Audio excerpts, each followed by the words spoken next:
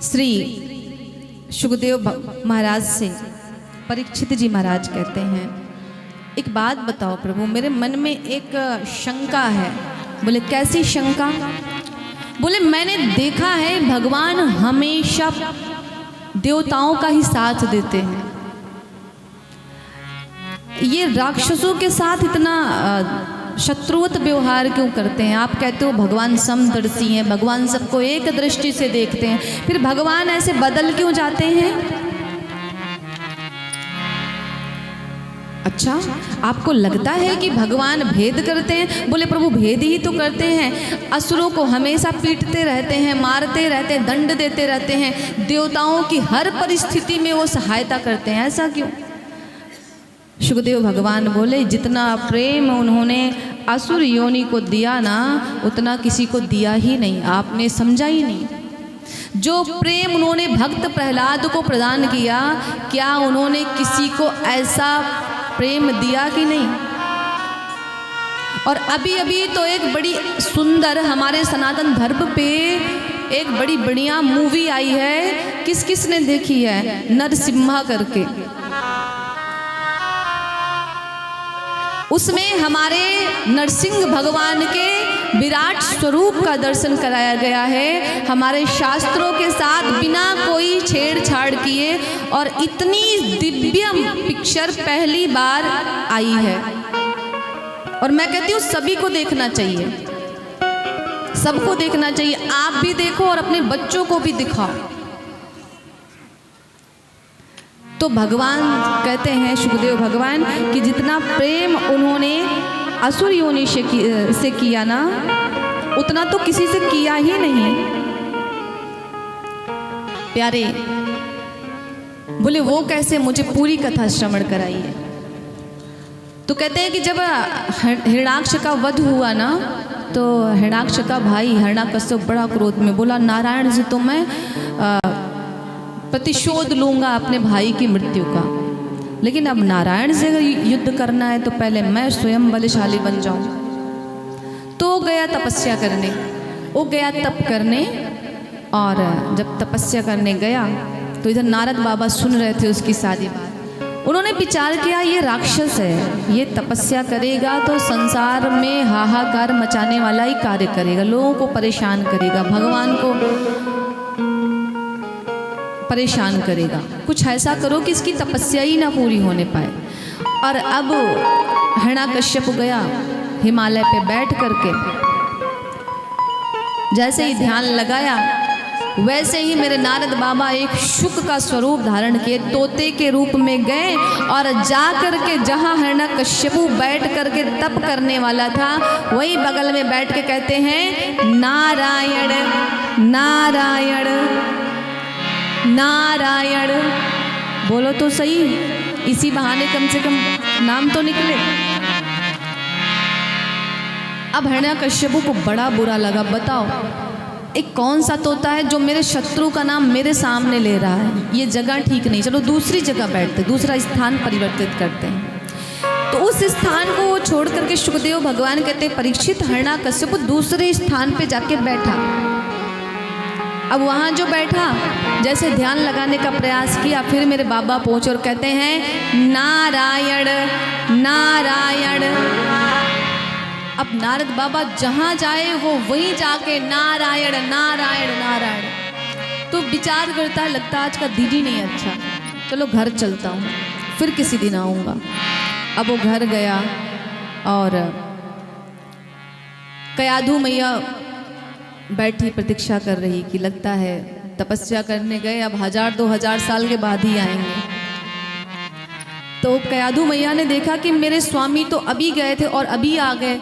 तो जब पहुंचे घर तो मैया ने कहा, क्यों महाराज तपस्या हो गई आपकी पूरी? भगवान मिल गए? बोले क्या बताऊं, आज का दिन ही खराब है। हम कहते हैं ना, पता नहीं किसका मुंह देख के उठा था, आज का दिन ही खराब हो गया। क्या किसी का मुंह देखने से दिन खराब होता है? आपको लगता है क्या?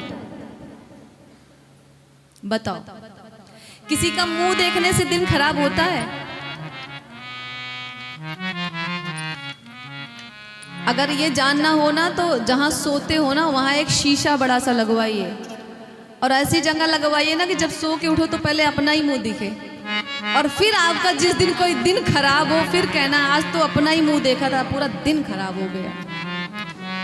तो दिन किसी का मुंह देखने से नहीं खराब होता, आपको बताऊं मैं। ये सब कहावतें हैं कि मैंने आपका मुंह देखा और मेरा दिन, ऐसा कुछ नहीं होता। तो कहता है पता नहीं किसका मुंह देख के उठा था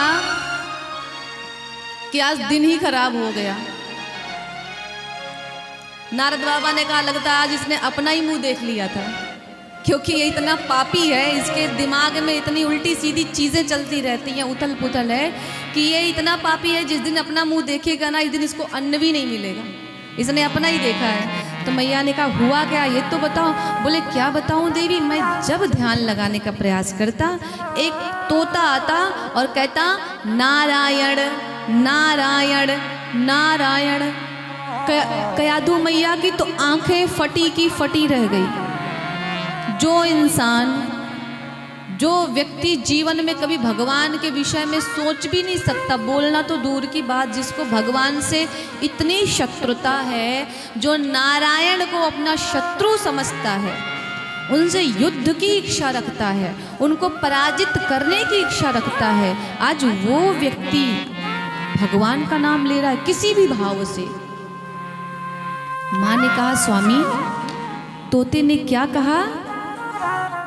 कहता अरे उसकी बात ही मत करो, वो तो मेरे शत्रु का नाम ले रहा था, नारायण नारायण। अरे हिरण्यकश्यप की तरह आप भी ले लो, हो सकता है कल्याण हो जाए। नारायण नारायण। मैया ने कहा आज तो आनंद आ गया, मौका मिला है छोड़ूंगी नहीं। झट से गई रसोई में और जितने व्यंजन हिरण्यकश्यपु को प्रिय थे अपने हाथों से सारे व्यंजनों को बना डाला और ले आई, थाल सजा के बैठी और आज अपने पति को अपने हाथ से भोजन करा रही। और भोजन कराते कराते फिर जरा से बोली स्वामी वो जब आप तपस्या करने गए थे वो जो तोता था वो क्या बोल रहा था मुझे याद नहीं आ रहा। कहता देखो उसका नाम ना लो नहीं तो भोजन का स्वाद फीका हो जाएगा। बोले एक बार बताओ तो सही, मैं भी तो सुनो कि उस तोते ने ऐसा क्या कह दिया कि मेरे स्वामी का ध्यान ही भंग हो गया। तो कहता है नारायण नारायण नारायण। मैया ने कहा बड़ा बेकार तोता था, बताओ ऐसा उसको बोलना चाहिए? बिल्कुल नहीं बोलना चाहिए। बोला यही तो, इसलिए तो मैं चला आया। अब मैया भोजन करा के जब विश्राम करने लगा तो जा कर के झट से उसके चरण दबाने लगी और कहती है स्वामी वो तोता क्या बोल रहा था? फिर कहता है नाम मत लो नहीं तो आज नींद भी नहीं आएगी मुझे। मेरे शत्रु का नाम ले रहा था जिससे मैं सबसे ज्यादा द्वेष रखता हूँ। क्या नाम? वैसे आपके शत्रु का नाम क्या है? आपसे मैं पूछूं कि आपके शत्रु का क्या नाम है तो आपका कैसा भाव होगा? अरे उसका नाम ही मत लो। अच्छा नाम मत लो पर सोचते हमेशा उसी के बारे में हो, है कि नहीं? अगर सुबह सुबह शत्रु का मुंह दिख जाए तो पूरा दिन उसी को आप सोचोगे, सोचोगे कि नहीं? तो कहता है नारायण नारायण नारायण। मैया ने कहा बड़ा बेकार तोता था, ऐसा बोलना चाहिए उसको, उसको नहीं पता कि आप राजा हो। वही तो बहुत बेकार काम किया। अब ऐसा करते करते नाम बुलाते बुलाते पूछते पूछते पूरी रात्रि भर में मैया ने 108 बार भगवान के नाम का उच्चारण करा डाला अपने पति से। और ऐसी कृपा हुई कि माँ के गर्भ में भगवान के भक्त का आगमन हुआ। दूसरे दिन गए तपस्या करने हिरण्यकश्यपु। अब इधर इंद्र भगवान ने देखा तो कहा जिसका पिता इतना बड़ा असुर उसका पुत्र कितना बड़ा होगा। एक काम करो माता को ही समाप्त कर दो, सारी समस्या ही खत्म। समस्या नहीं समस्या की जड़ को खत्म करो। कयाधु मैया का अपहरण करके लेके जाने लगे। नारद बाबा की दृष्टि पड़ी, खूब फटकारा इंद्र को, कहा ऐसा कर्म करते हो, पता है गर्भ में कौन है? भगवान का भक्त है।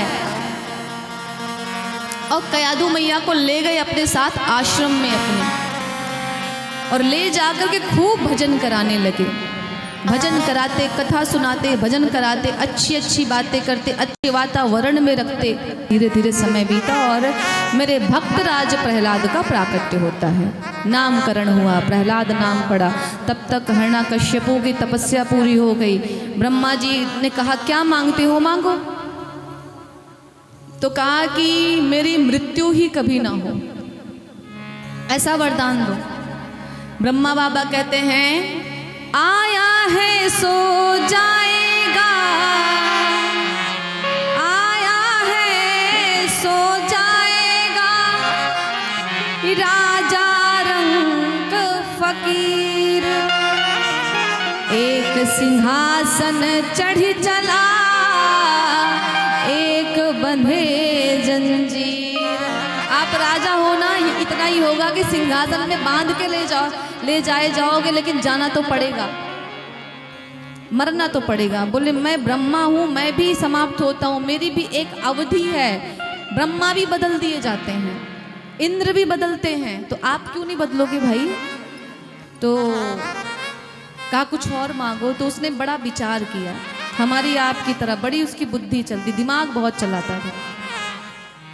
जहाँ दिल से काम लेना था वहाँ उसने दिमाग से काम लिया। कहा महाराज ना दिन में मरो, ना रात में मरो, ना अस्त्र से मरो, ना शस्त्र से मरो, ना घर के बाहर मरो, ना घर के भीतर मरो, ना पशु से मरो, ना मनुष्य से मरो, ना आसमान में मरो, ना पृथ्वी पे मरो। सब हो गया। अब क्या था, उसने अपने मृत्यु के सारे द्वार उसने बंद कर दिए।